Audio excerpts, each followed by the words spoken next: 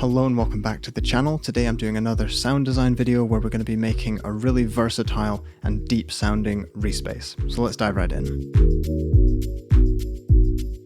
As always, let's just start by listening to the finished product, but there are many ways to adapt this sound and make it fit into your mix.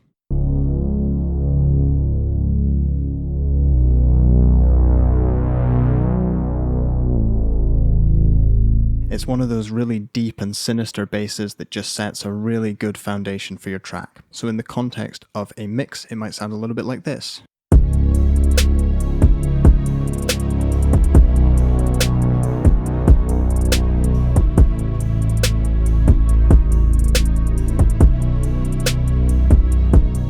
So now you know what it sounds like, let's just dive in and make it from scratch. This is also one of the presets in my Soundbank Serum Essentials, but I'll show you how to make it just here. So menu, initialize, preset. The first thing I'm going to do is select a different wavetable for oscillator A, click up here with a left click, spectral, there's one in here called Reese Mess, so I'm just going to select that one. It sounds like this to start off with. Actually sounds quite thin, so what we're going to do is pitch it down 2 octaves. There we go. Then I'm going to go over to the right hand side and immediately turn the filter on to get rid of a lot of the high end buzz. I'm going to change it from an MG low 12 pass to an MG low 24 pass. Then I'm going to take the cutoff and probably put it around 300 or 400 just to start off with, but I will pull this down a little bit further later. Then I'm going to go back to oscillator A and I'm actually going to add 5 voices of unison. A lot of people swear by keeping the bass in mono, and this often does work, but sometimes you've just got to make use of the stereo space and really make an interesting and unique sound. Remember that with sound design, there are no specific rules that you have to follow. So 5 voices of unison, and then I'm going to make sure that the unison detune is at about 0.1. This gives us a nice solid low tone like this. From here I'm just going to turn the level up, just so we've got a lot of volume, and I'm also going to adjust the fine tune just a little bit, somewhere between 0 and 10. What this does is that when we start using oscillator B, it just creates even more width and sort of movement between the 2 oscillators. It's a really cool effect. Something I meant to do at the start was go over to the global tab, left click, make sure the oscillator settings are on 4 times quality. It's going to use a bit more CPU, but it gives you a much nicer bass sound. If you can choose one of your serum patches to max out your CPU on, I'd recommend making it the bass. It'll help you achieve that really deep, solid bass sound. The next thing we're going to do is go on to oscillator B, turn it on. We're going to make sure that on the filter, we've selected A and B to go through the filter. We don't want to leave B out of here. Then instead of the default patch, we're going to go into analog and then we're going to choose saw rounded. And to help you hear this more clearly, I'm just going to turn off oscillator A and let's just play with this one. So it's going to add a little bit more texture, a little bit more tone to the top end of the bass. And instead of pitching it down 2 octaves, I'm just going to pitch it down 1 octave. And then I'm going to adjust the wavetable position down here until it's a little bit more saturated, it's got a little bit more harmonic content. And then just like oscillator A, I'm going to increase it to 5 voices of unison. And pull the detune down to about 0.1 again. Now if I turn both of the oscillators on, this is the combined sound. So you can hear that you've got a really full sound. And you can, if you like, pitch this oscillator down -2 again. I'll show you what that sounds like. That's also a functional bass sound, it just depends what you like, and in this mix, 2 and 1 was good. It created a nice contrast, it gave a nice low end and a nice mid-range to the bass. The next thing to do is go down to the voicing controls, so I'm going to turn it to mono. This means that I can only have 1 note at a time. If I have mono turned off, all the notes can overlap and clash with each other, whereas if I have mono turned on, only 1 note at a time. Then I'm going to adjust the portamento time and put it somewhere in the middle. Do this if you want to be able to slide between notes, so I'm going to show you an example of this. Hear how it slides from 1 note up and then down again?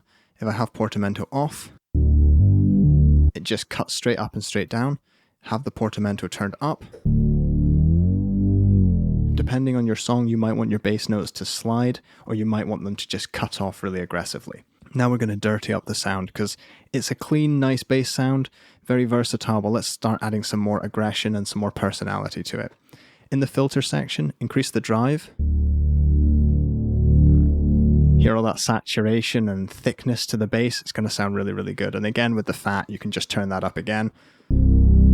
Now we've got a little bit more attitude in the bass. That's kind of the sound we want to go for. Then in the effects chain, add anything you like. You can do this inside Serum or outside. So if you've got some really nice saturation and distortion plugins, throw them on your mix bus. If not, throw some distortion on there, tube distortion, any distortion. Let's just pick this one. Nice. Okay, I'm going to turn the mix down, turn the drive up.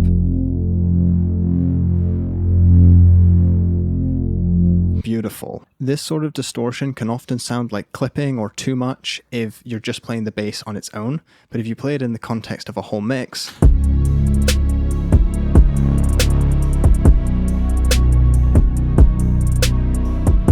all of a sudden in the context of a mix, it doesn't sound so broken, it just adds more character, more aggression. On top of that, I would recommend adding in a little bit more EQ or a filter potentially to boost some of the low end or cut some of the high end or whatever you want to do with the sound.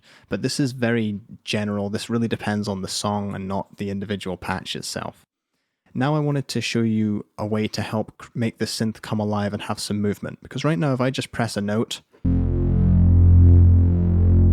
you can see that it does sort of phase around and mess with the stereo image a bit. It sounds really cool. But we can also automate some other parameters. So this is basically the patch finished, but I want to show you some cool stuff and really go into the matrix and show you how this works a little bit. What I'm going to do is set up LFO1 to control the cutoff of the filter.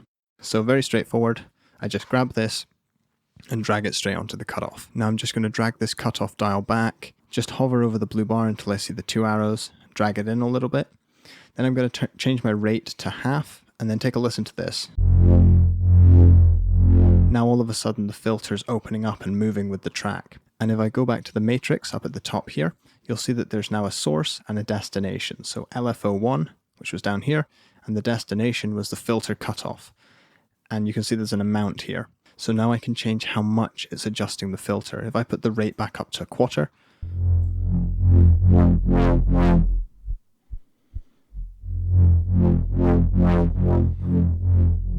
you can get an awful lot of control over this. So if I put it back to half, you can hear that it's just gently pulsing forwards and back now. Many different synthesizers have a mod matrix, or often just called a matrix, where you can link different parameters and have different envelopes and LFOs controlling different parameters and effects. The one in Serum goes quite deep, but there are other synthesizers that have an awful lot more control than this. But I would urge you to spend a little bit of time getting familiar with this stuff. It's all in the manual for Serum. If you go up to menu, and there it is, read the manual. It shows you all the information you'd need to know about this stuff. I could make a tutorial for it if you like, but what you'll find is a lot of the best designed sound patches, often they actually start pretty simple on the front panel, but then if you go to the matrix, there's all these little connections between things that just make the filter move a tiny little bit, or make the resonance move slightly, adjust the detunes on the voices as sounds evolve. This sort of stuff takes a very simple sound to something that still sounds clean and versatile, but just has that sort of professional polish on it. That's the sort of way I'd describe it. The only final thing I'd mention is on the ADSR envelope, I pretty much just left it alone. All I'd say is adjust the attack and make it slightly longer. If you're noticing that the start of notes is giving you a click or a popping sound, just adjust the attack a little bit and add a tiny little bit of release if you find that at the end there's a click or a pop. That usually works on just about any synth. And my biggest piece of advice for actually fitting this into your song is pretty much to just mess with the cutoff and resonance here. If I just play this on its own, you can see that I can completely get a completely different tone out of it. And if I play it along with the track here,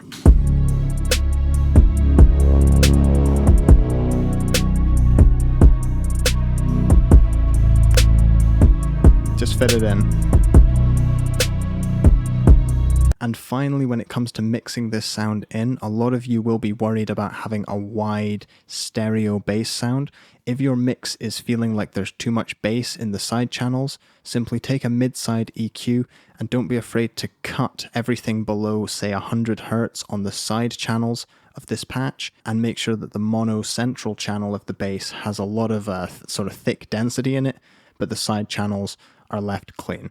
However, there are no rules with mixing, and I will not tell you not to have bass in your side channels. Go listen to a lot of good music. You'll hear all sorts of crazy stuff going on with the mixing, and that is the fun of this job, this hobby, is you just get to keep trying new things, experimenting with new things, and no one can really tell you that you're wrong or you're right. Anyway, I hope to see you in the next video too. Thank you very much for watching. Bye for now.